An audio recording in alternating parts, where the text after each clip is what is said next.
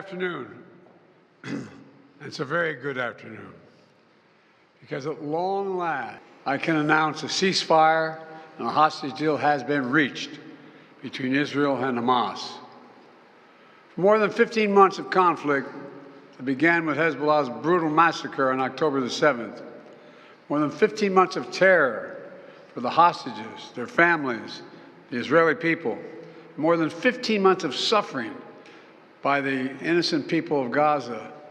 Fighting in Gaza will stop, and soon the hostages will return home to their families.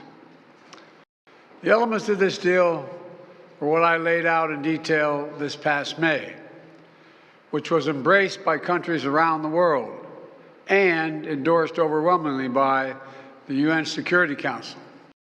The deal is structured in 3 phases. Phase 1 will last 6 weeks.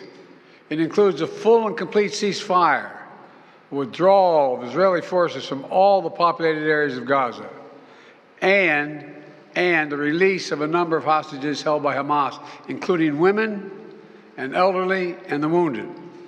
And I'm proud to say Americans will be part of that hostage release in Phase 1 as well. And the Vice President and I cannot wait to welcome them home. In exchange, Israel released hundreds of Palestinian prisoners. And during Phase 1, the Palestinians can also return to their neighborhoods in all the areas of Gaza. You know, during the next 6 weeks, Israel will negotiate the necessary arrangements to get Phase 2, which is a permanent end of the war. Let me say it again, a permanent end of the war.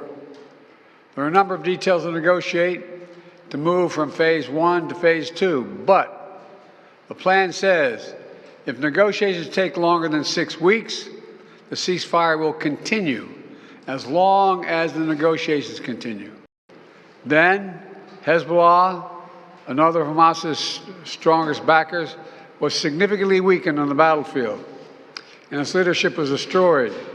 With our support, Israel negotiated a ceasefire with them, and after that, Lebanon finally elected a new president who's not beholden to Hezbollah, and he can begin a new chapter for the Lebanese people.